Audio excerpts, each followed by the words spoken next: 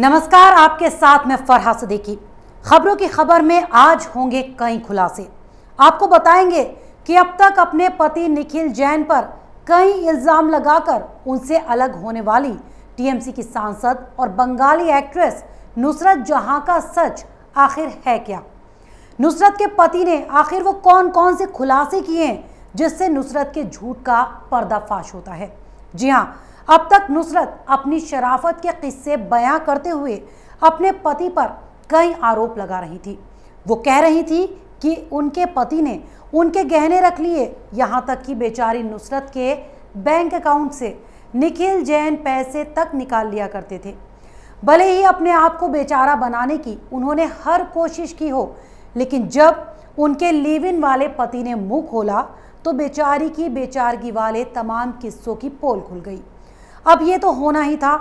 आखिर निखिल जैन कब तक चुपचाप ये सब कुछ सहते रहते, कब तक वो बदनाम होते रहते। अरे कब तक सुनते कि उन्होंने अपनी लिव इन वाली बीवी के सारे गहने रख लिए, यहाँ तक कि लिव इन वाली बीवी के पैसों पर ही जीते हैं। अरे कोई बर्दाश्त भी करे तो कब तक। किसी के बर्दाश्त करने की भी कोई हद होती है ना यार। सो निखिल के सब्र का पैमाना जब छलका तो उसमें नुसरत की वो बेचारगी, वो शराफत सब कुछ डूब कर रह गई, जिसकी वो पिछले कई दिनों से दुहाइयां दे रही थी। अब बेचारी पति से परेशान भी इतनी हो गई थी कि पति को छोड़कर ही चली गई। और तो और अपनी इसी परेशानी में एक नया सहारा ढूंढने में भी उन्होंने देरी नहीं लगाई। और यहाँ तक कि उनकी शराफत के किस्से तो आपने अखबारों की सुर्खियों में पढ़ ही लिए होंगे या किसी न्यूज़ चैनल पर देख लिए होंगे। क्या कहा आपको नहीं पता? तो चलिए ये भी मैं ही आपको बता देती हूँ। मैडम ने पति को छोड़ा, नया सहारा भी ढूंढ लिया, यहाँ तक कि प्रेग्नेंट भी हो गई। अब अंदाज़ा तो आप इसी बात से लगा लेंगे कि बेचारी पति से कितनी परेशान हो गई थी। चलिए इनकी परेशानियाँ तो आप जान ही गए। अब आपको इनकी शराफत के कुछ और किस्से सुनाते हैं जो अब खुद उनके पति बयां कर रहे हैं। सबसे पहले तो निखिल ने कहा, मैंने नुसरत को प्रपोज किया और उन्होंने खुशी से मुझे अपना लिया। हम डेस्टिनेशन वेडिंग के लिए तुर्की गए और शादी कर ली, जिसके बाद बाकायदा 2019 में हमने कोलकाता में रिसेप्शन भी दिया।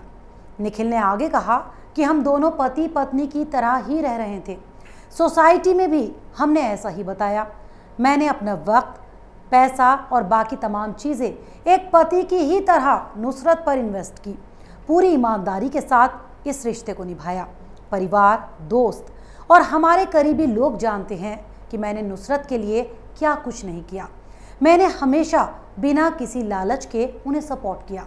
हालांकि शादी के कुछ वक्त बाद से ही मुझे और हमारे शादीशुदा जीवन को लेकर उनके व्यवहार में बदलाव आने शुरू हो गए। इतना ही नहीं, निखिल ने यह भी दावा किया कि नुसरत से तुर्की में शादी करने के बाद उन्होंने कई बार भारत में अपनी शादी को रजिस्टर कराने की बात नुसरत से की, लेकिन उन्होंने हर बार इससे इनकार कर दिया। यानी नुसरत इस शादी को लेकर पहले ही प्लानिंग कर चुकी थी। उनके दिमाग में पहले से ही कुछ और चल रहा था।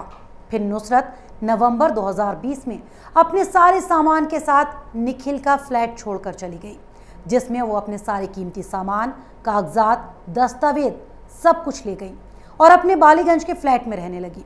इतना ही नहीं, निखिल ने एक और खुलासा किया, वो ये कि नुसरत ने अपने घर का कर्ज चुकाने के लिए निखिल से मोटी रकम उधार के तौर पर ली थी, जो आज तक उन्होंने कभी वापस नहीं लौटाई। अब निखिल के इस बयान से नुसरत के उन तमाम आरोपों की सच्चाई तो सामने आ ही जाती है, जिसमें नुसरत ने कहा था कि वो अपने आप को अमीर बताता है और कहता है कि मैंने उसका इस्तेमाल किया, बल्कि उसने मेरे अकाउंट से गैर कानूनी तरीके से पैसे निकाले और मेरे सेपरेशन के बाद भी रात के वक्त अकाउंट से पैसे निकाले।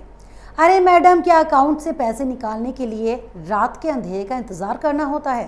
खैर इनकी छोड़िए। उनके इस आरोप पर उनके लिव इन वाले पति ने ही जवाब दे दिया कि इस बारे में किसी को कोई सबूत ढूंढने की ज़रूरत नहीं है, क्योंकि सारे सबूत मेरे बैंक स्टेटमेंट और क्रेडिट कार्ड स्टेटमेंट के तौर पर मेरे पास पहले से ही मौजूद हैं।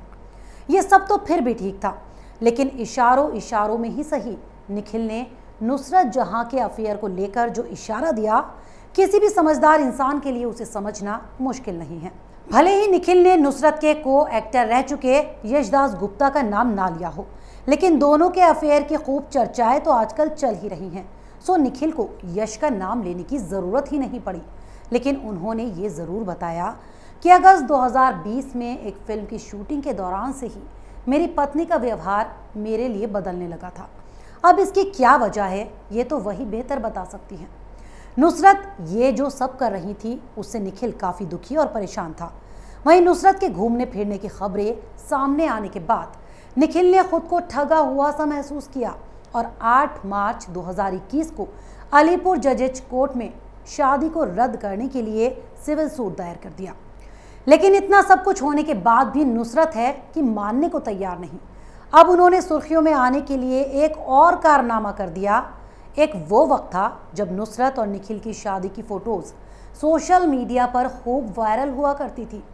नुसरत का सोशल मीडिया अकाउंट उनकी लिव इन वाली शादी की तस्वीरों से भरा पड़ा था, लेकिन अब तो मैडम ने अपने आधिकारिक इंस्टाग्राम और ट्विटर अकाउंट से अपनी लिव इन वाली शादी की सभी तस्वीरें तक डिलीट कर दी।